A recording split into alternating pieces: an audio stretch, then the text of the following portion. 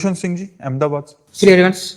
श्री हरिवंश महाराज जी। महाराज जी, जैसे बोला जाता है कि आत्मा ही परमात्मा का स्वरूप है, वो नष्ट नहीं होती, वो बस शरीर बदल लेती है। तो जो पाप कर्म पिछले शरीर से किए गए थे, उसे नया शरीर क्यों भोगता है? उसे वही शरीर क्यों नहीं भोग लेता? इसके अलावा आत्मा परमात्मा का स्वरूप है, तो हमें वो बुरे कर्म करने के लिए क्यों नहीं रोकती? आत्मा क्या रोल है महाराज?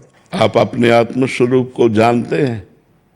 नहीं जानते ना, इसीलिए आपसे गलती होती है, क्योंकि आप अपने आत्म स्वरूप को न जान करके शरीर से तदात्म कर लिए हैं, मैं पुरुष हूं। ऐसा है ना, जब आप शीशा देखते तो यही तो लगता मैं हूं, तो आत्मा को भूल गए, मतलब परमात्मा को भूल गए। बस यही भूल माया में फंसा दिया। अब जो आप पाप करते हैं तो आपके शरीर की एक सीमा है, 100 वर्ष, 70 वर्ष, 80 वर्ष। अब मुकदमा यहां अपने 10-10 वर्ष नहीं चलता। छोटी अदालत है, कई अदालत है।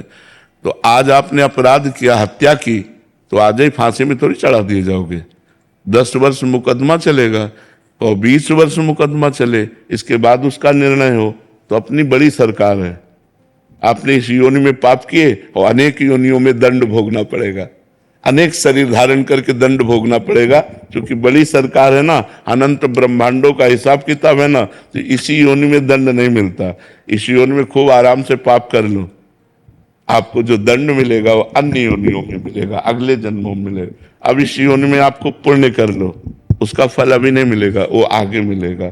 जैसे हमने पूर्व में पाप किए तो अब हमें भोगना पड़ रहा है, पूर्व में पुण्य किए तो वो अब मिल रहा है। लेकिन अब आप कर्म कर रहे हैं और पूर्व का पुण्य चल रहा है तो चकाचक आनंद है। अब पुण्य कर रहे हैं लेकिन पूर्व पाप चल रहा है, बड़ा दुख, बड़ी परेशानी, बड़ी समस्या है। इसीलिए लोग समझ नहीं पाते कि धर्मात्मा पुरुष दुखी है और पापात्मा सुखी है। इस निर्णय को नहीं समझ, ये हमारा भगवान का कानून है, इसलिए भोगना पड़ता है, अन्य जन्मों में भोगना पड़ता है।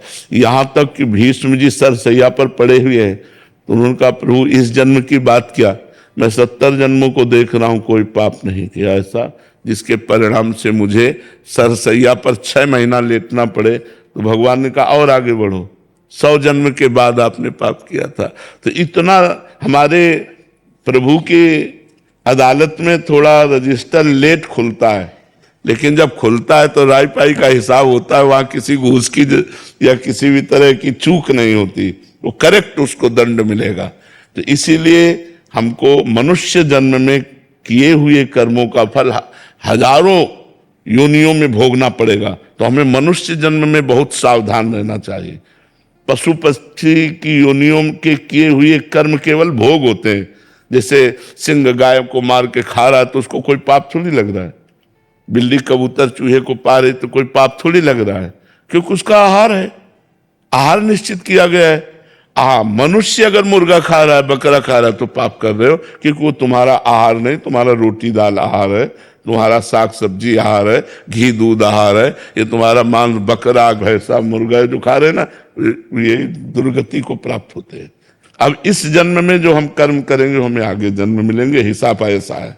कानून कानून है, अब क्यों है तो सरकारी कानून है कानून है, जहां जैसी व्यवस्था होती है। तो हमारे भगवान का कानून है कि इस जन्म में पाप करोगे तो आपको अनेकों जन्मों में उस पाप का फल भोगना। कुछ ऐसे कर्म भी हैं जिसका इसी जन्म में भुगतान हो जाता है। बहुत भयंकर अपराध, साधु अपराध, साधु अवज्ञा तुरंत भवानी, कर कल्याण अखिल ज्ञानी। अगर संत का अपराध बन गया, वैष्णव का अपराध बन गया, भक्त का अपराध बन गया तो तुरंत लागू हो जाएगा।